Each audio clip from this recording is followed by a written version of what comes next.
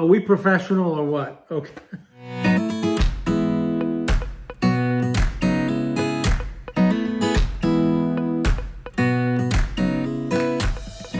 Wherever you are and however you found us, welcome to Short Talk with Taum. Last episode, I promised that we were going to discuss the 3 katanas that I have in stock for sale. And this is part 1. We're going to start with the star of the show, the most expensive one, the most unique one, the most beautiful one. This might as well start at the top, right? This sword is from 1325. Yes, it's a 700-year-old sword of a really famous, influential daimyo. This is a great blade. The amazing thing is that it's in mint. It's absolutely perfect condition. Many people ask me how that's possible when they see the antique swords. And again, we have many beginners here at Sword Talk, as well as advanced people. And they always ask, how can a sword that's so old be in such great condition? Samurai sword's the national icon of the Japanese. And these swords are kept in reverence down through decades and centuries. As you know, if you've been watching Sword Talk, I name my swords. The theme of the sword. Samurai swords don't usually have names. And I started this with my 8 Samurai project because they are pieces of art. And as I've explained to the smiths, they are artists, their work is art, and all art has a name. I, like a lot of Western people, find it strange that samurai swords traditionally don't have names. You have great smiths who just have sword. It's not even opus number 65. It's just sword. And samurai collectors usually collect just the blades, so that makes it even more generic in a way. Again, I bring a Western viewpoint to samurai sword, since our theme is the samurai sword as fine art to a Western art audience. So this sword has been dressed out in what we call koshere. Koshere is everything but the blade itself. It literally translates as furniture. And basically, that's the way they see it. It's furniture that complements the blade. To the samurai expert collector, the blade is pretty much everything. But to a Western audience, a blade has to have a sword and a scabbard and everything. The fittings on these swords are antique and they're miniature works of art, absolutely gorgeous. We're going to get to the blade because that is the big deal here. But I did want to start, as I said, with Western audiences' first look at a sword, and that is its general appearance. Imagine this on your desk or on your wall, and along with your other great art pieces and unique pieces. And somebody comes in, and that's what they're going to see. And this one is just exquisite. This is not normal. Usually the swords are lacquered in a centuries-old process called urushi. And it's a wonderful art. It can take up to and over a year to make just the scabbard.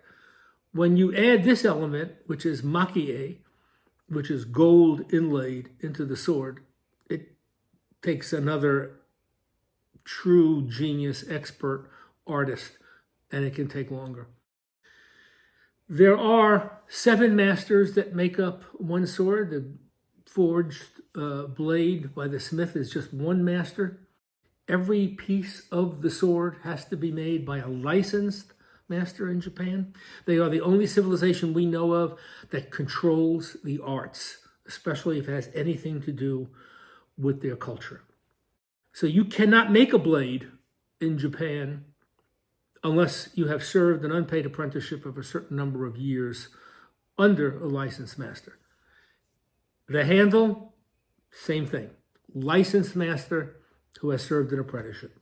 The wrap, licensed master. The scabbard, which they call the saya, licensed master. The habaki, which is the collar in this case, it's gold. Sometimes it's silver, either silver foil or solid silver, made by a master. The polisher, the longest apprenticeship of all the 7 masters. And that's because the polisher can make or break the sword because he brings out the design in the sword. That's a 14-year apprenticeship to get your license. Japan's the only country in the history of art that we know of where they control the amount of production that a master can make. Imagine telling Picasso he can only do 2 paintings a month. That's all a licensed master can register with the government, 2 per month. And every sword is registered with the government. The NBTHK, the Society for the Preservation of the Samurai Sword. So, let's look at the blade, because it's just magnificent.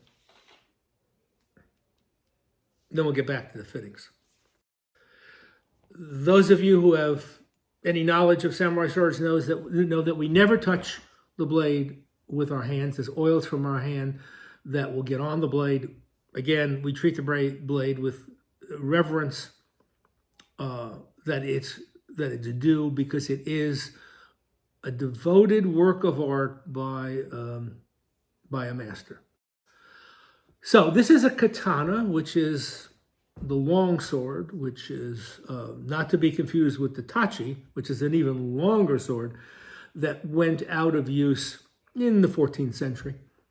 Tachis, like this blade, was originally a tachi and much longer, a foot or 2 longer, and they were used by mounted horsemen. This was before the foot soldier, the samurai.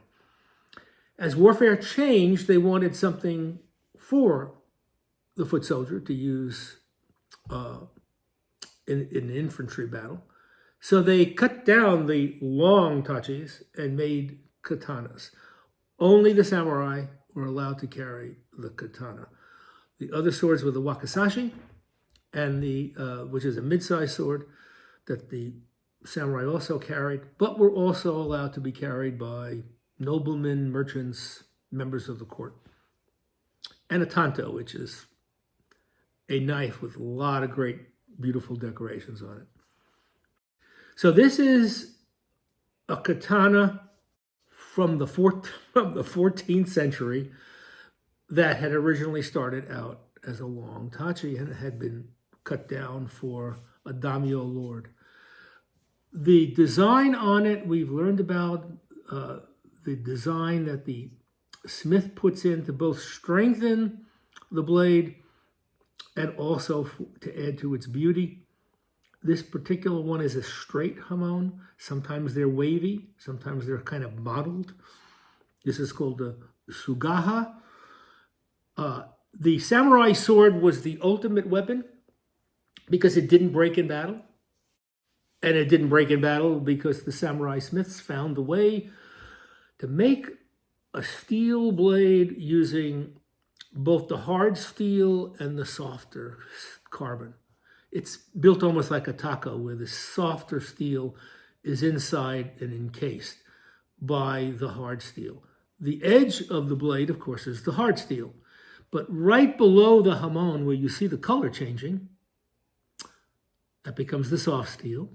And then the back of the blade, the mune, needed for strength, is that hard steel again. If you go on my website, you'll see illustrations of how the samurai made the blade and how they were able to forge the 2 steels together. It's an exceptional blade. It's a beautiful length. It's an elegant blade. It's got, as you would expect, a blade from a master. It has beautiful balance. When we talk about balance, not to be misled, obviously the handle side is much heavier than the blade side. So this is not the balance point. The balance point, when a samurai talks about balance, is when I'm a practitioner of something called iaido, where we do kata with the sword. When the sword is in balance, it literally floats in your hand. The strokes and the blocks of every movement is more controlled with a balanced sword.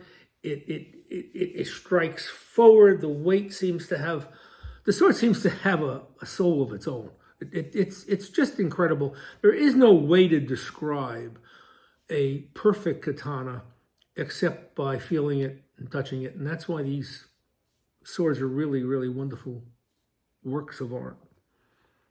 Okay, that's the blade, 700-year-old blade. And I think you'll admit it's gorgeous. It's really pretty. Now, the rest of the furnishings, the fittings on the handle are called manuki. And they are for better grip. At least that's the traditional explanation. They're also there because they look really good. In this case, they're shishi, or food dogs, or lion dogs. That's why this is called a Mihara lion, because the smith that made this was named Mihara. And the theme of this is the lion and the peony or peony rose. The end of it, I'll try to get you a view of that. That's the fierce food dog or lion dog. These are the lion dogs that you normally see outside a Buddhist temple or shrine. There's usually always a pair of them. One has the mouth open, uttering the sound Om, the sound of the universe. The other has his mouth and his tongue out. His mouth is slightly open, the tongue is out, and he has his hand on the world, representing the connection with the material world. The tsuba, or the sword guard on this, is beautifully decorated in gold and silver. As always, when you're interested in these swords, I can send detailed close-up pictures. But it's magnificent. It's tetsu, or iron, so it's all carved iron. There are markings carved into the iron and then filled with gold and silver. And it has the shishi dog and the flowers. Gorgeous. But again, the scabbard is, I think, pretty much accepted as the star of the show. The saya itself has a crackle, texture, and effect to it that just rounds out the overall beauty of the sword. When you get a sword from me, everybody who does gets a book on the sword. The antiques run about 16 pages. If you get one of the 8 samurais, you get a book about 75 pages, because that's a custom-made sword. It has everything about the sword. It has a full 2 or 3 page write-up about the sword. It has every feature of the sword, every one of the fittings explained out with close-up photos. And the one thing it also has, and by the way, I know of nobody else in the world that does this. Some people will send out information, obviously, with their blades. But I send out a book and I keep a book. I have a book for everything I've ever made and everything I've ever sold. And I don't know anybody else who does that. But then again, I don't deal in their volume, so I can understand it. The book also contains this. This is the papers, the certification. You see, collecting samurai swords is the safest art collection in the whole art world. Why is that? I'm telling you that this blade is 700 years old. How do you know that? Well, with antiques, you just have to sort of take the word of whoever is selling it to you, get it appraised yourself. But in the samurai world, there is an organization, it's a government organization, it's called the initial NBTHK, it stands for, in Japanese, the Society for the Preservation of the Samurai Sword.